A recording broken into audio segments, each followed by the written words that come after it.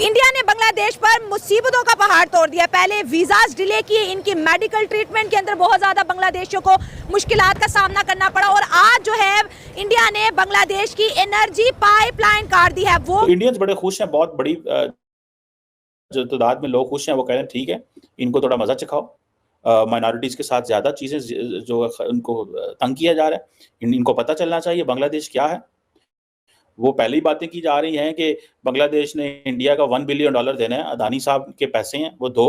हिंदुओं के साथ वहाँ पे जो ट्रीटमेंट किया जा रहा है, और इंडिया ने, आपको पता है, इमीडिएटली इंडिया ने पूरी दुनिया में इस मसले को खड़ा कर दिया था। डीजल पाइपलाइन का वो इंडिया ने स्टॉप कर दिया। अब बांग्लादेश की तमाम इंडस्ट्री जो है कोलैप्स होने के करीब है। बांग्लादेशी रो रहे हैं, इंडिया से माफी मांग रहे हैं। क्या इंडिया अपनी जो है दया दिखाएगा? क्या इंडिया बांग्लादेश को माफ करेगा? और इंडिया के बाद जो है क्या बांग्लादेश को पाकिस्तान सपोर्ट करेगा? 2023 में जो इंडिया और बांग्लादेश के दरमियान डीजल की सप्लाई के लिए पाइपलाइन का प्रोजेक्ट स्टार्ट हुआ था, उसके ऊपर अब वर्क रोक दिया गया है। और इंडिया की तरफ से रीजन ये बताई जा रही है कि जब तक बांग्लादेश में पॉलिटिकल स्टेबिलिटी नहीं आ जाती तब तक हम मजीद आगे काम नहीं करेंगे। भारत क्या करता है कि इंडिया बांग्लादेश एक फ्रेंडशिप डीजल पाइपलाइन है, उसकी जो एक्सपेंशन है वो रोक देता है, कहता है जी पॉलिटिकल टर्मोइल है। ये पहला झटका लगा, ठीक है जी, कि इन्होंने इनको एक दफ़ा बिल्कुल पनिश करना है किसी ने। अब देखें, बंगाली अपने पासपोर्ट लेके इंडियन एम्बेसी के सामने ज़मीन पे रख दी उन्होंने, यानी कि अपने मुल्क की इज्जत उन्होंने, जो उनकी एक इमेज बना था, मैंने ये पहले कहा, बाद में बड़ा पछताएंगे। देखिए, उन्होंने सबसे पहले इसको इस्तेमाल किया। अब डीजल किस लिए इस्तेमाल होता है? बांग्लादेश की टेक्सटाइल इंडस्ट्री के लिए। यानी कि पहले आपका झंडा ऊपर था, अब आपने अपने झंडे को जमीन पे, पासपोर्ट एक झंडा ही है ना हमारा, उसको आपने जमीन पे रख दिया इंडिया के कदमों में। और ये जो मोदी ने करना था, मैंने आपको बताया था रिएक्शन, ये तो अभी बहुत कम रिएक्शन है। अच्छा, अभी और पनिशमेंट होंगी। अभी इनका रिएक्शन इंडस्ट्री के हवाले से आएगा, क्योंकि आपको पता है 80% जो शेयर है वो सारा इंडिया। नमस्कार दोस्तों, नमो राष्ट्रवाद में आपका स्वागत है। आज के इस वीडियो में देखेंगे किस तरह से बांग्लादेश की पनिशमेंट अब शुरू हो चुकी है। बांग्लादेश में जिस तरह से हिंदुओं के साथ अत्याचार किया गया है, जिसमें बहुत बड़ी संख्या में लोग मारे भी गए हैं, और उसके बाद भारत सरकार ने काफ़ी सख्त रुख अपनाया है। पूरी दुनिया में इस चीज़ को लोगों को बताया गया है कि क्या हो रहा है बांग्लादेश में हिंदुओं के साथ। साथ ही साथ बांग्लादेश को जो सहायता दी जा रही थी वो बंद की गई है, इनके वीज़ा बंद कर दिए गए, और अब इनकी जो डीजल पेट्रोल की पाइपलाइन थी वो भी अब बंद कर दी गई है। इनका जो पूरा टेक्सटाइल इंडस्ट्री था वो इसी डीजल के ऊपर, पेट्रोल के ऊपर डिपेंड करता था, जिसकी वजह से ये पूरी इंडस्ट्री चल रही थी। तो जैसे हम जानते हैं कि बांग्लादेश में डीजल की बंद होने के बाद जो टेक्सटाइल इंडस्ट्री, उस पर बहुत बुरा असर पड़ा है। बांग्लादेश का एक नाम क्रिएट हुआ था टेक्सटाइल इंडस्ट्री में, और वियतनाम वगैरह को ये बहुत अच्छी टक्कर दे रहा था। और लेकिन ये समझो भी था वो भारत के ही दम पर था, सारी की सारी इकोनॉमी इनकी भारत के दम पर ही खड़ी हुई थी। और भारत ने जो डीजल बंद कर दिया, इसके बारे में आप क्या सोचते हैं? कमेंट बॉक्स में बताइए कि भारत ने सही किया है या गलत किया है। और अगर वीडियो अच्छा लगे तो लाइक करें, शेयर करें, चैनल को सब्सक्राइब करें, चैनल को ज्वाइन करें और बेल का आइकन प्रेस कर दें। आइए आगे बढ़ते हैं इस वीडियो में। इंडिया ने बांग्लादेश पर मुसीबतों का पहाड़ तोड़ दिया। पहले वीजाज डिले किए, इनकी मेडिकल ट्रीटमेंट के अंदर बहुत ज्यादा बांग्लादेशियों को मुश्किलात का सामना करना पड़ा और आज जो है इंडिया ने बांग्लादेश की एनर्जी पाइपलाइन काट दी है। वो कॉन्ट्रैक्ट जो शेख हसीना और मोदी साहब के बीच हुआ था डीजल पाइपलाइन का, वो इंडिया ने स्टॉप कर दिया। अब बांग्लादेश की तमाम इंडस्ट्री जो है कोलैप्स होने के करीब है। बांग्लादेशी रो रहे हैं, इंडिया से माफी मांग रहे हैं। क्या इंडिया अपनी जो है दया दिखाएगा? क्या इंडिया बांग्लादेश को माफ करेगा? और इंडिया के बाद जो है क्या बांग्लादेश को पाकिस्तान सपोर्ट करेगा? इन्होंने इनको एक दफ़ा बिल्कुल पनिश करना है किसी ने। अब देखें, बंगाली अपने पासपोर्ट लेके इंडियन एम्बेसी के सामने ज़मीन पे रख दी उन्होंने, यानी कि अपने मुल्क की इज्जत उन्होंने, जो उनकी एक इमेज बना था, मैंने ये पहले कहा था, जब इनका ये शुरू हुआ था ना, 1-2 दिन आपके साथ प्रोग्राम हुआ था, मैंने बताया था आपको कि ये बाद में बड़ा पछताएंगे।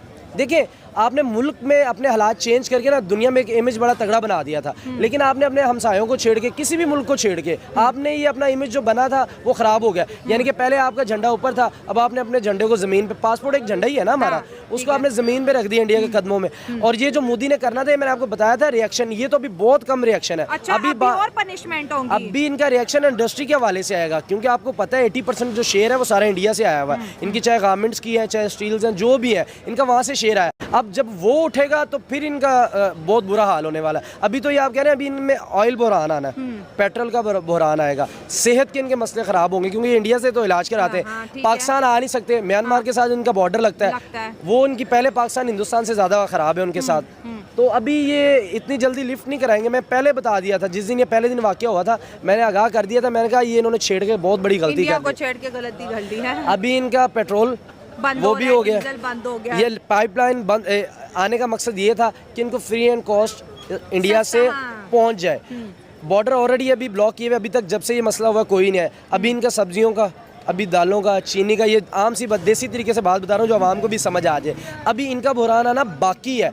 देखिए किसी भी दुनिया में हो, सबसे पहले फ्यूल पेट्रोलिंग जो चीज़ें होती हैं ना, अगर वो बंद है पूरा बंद।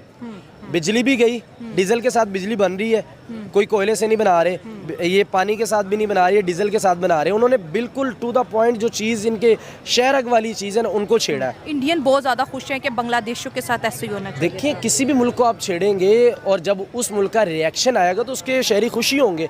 मोदी को अब पूरा सपोर्ट है। आप इंडियन मीडिया उठा के देख लें, वो बड़ा सपोर्ट करें, भाई बड़ा अच्छा इनिशिएटिव लिया है इन्होंने। तो इसी तरह ये अभी कुछ भी नहीं है, अब भी बड़ा कुछ होना बाकी है। ये अपने मुल्क को, इनकी देखें, जब पाकिस्तान से ये अलग हुआ था इनके पास 2 तिजारती बेड़े थे, बहरी जहाज जिसको कहते हैं तिजारत। अब इनके पास 11 है। कितना डिफरेंट है 9 का। मुझे ये लग रहा है अब ये बेचना शुरू कर देंगे उनको, क्योंकि तिजारत तब होगी ना जब इंडिया करेगा। तो सर, इंडिया से ही आपका देखिए बहुत ज़्यादा इम्पोर्टेड है। उसके अलावा तो इनके पास कोई हल नहीं है। या तो हो इन्होंने बड़े हाई क्लास के, इन्होंने देखिए इनके पास इतना तो है नहीं है कि अमेरिका या कोई 10-8 घंटे के वाली 6 घंटे वाली फ़्लाइट अपने मुल्क से जा सकें। वो ये जाते हैं, ये उन्हीं के मुल्क से जाते हैं ऑलरेडी। तो ये बड़ा मसला ख़राब होगा। ये तो भूख मरने वाली हिसाब हो जाएगा। ये बांग्लादेश ने गलती कर ली है। गलती कर ली है, एक मानते हैं मिसाल, आप? हाँ, एक हाँ। मिसाल है जैसे कि मतलब के टाइम गधे को भी बाप बनाना पड़ता है। ये कैसी मिसाल दी आपने? है ये ऐसी मिसाल ही है। अच्छा। बांग्लादेश को इंडिया के साथ बनानी चाहिए, अपने है। मुल्क के लिए काम निकलवाने चाहिए, हाँ। जहाँ तक हो सकता है तरक्की करनी चाहिए। हम क्यों नहीं इंडिया के साथ ताल्लुकात अच्छे कर पा रहे? देखें वो हमारा उनके साथ लिंक ही नहीं है। वो मुल्क हमारा साया मुल्क है, ठीक है, मानते हैं हम, लेकिन पाकिस्तान और इंडिया का जोड़ नहीं बनता। जोड़ नहीं, ये तो हम बात करें 77 सालों से नहीं जोड़ बना, नहीं। आगे 100 साल भी नहीं पूरे हो जाएंगे तो नहीं बनेगा। बनेगा। वजह क्या है? जैसे बांग्लादेश देख ले, पाकिस्तान देख ले, इंडिया देख ले।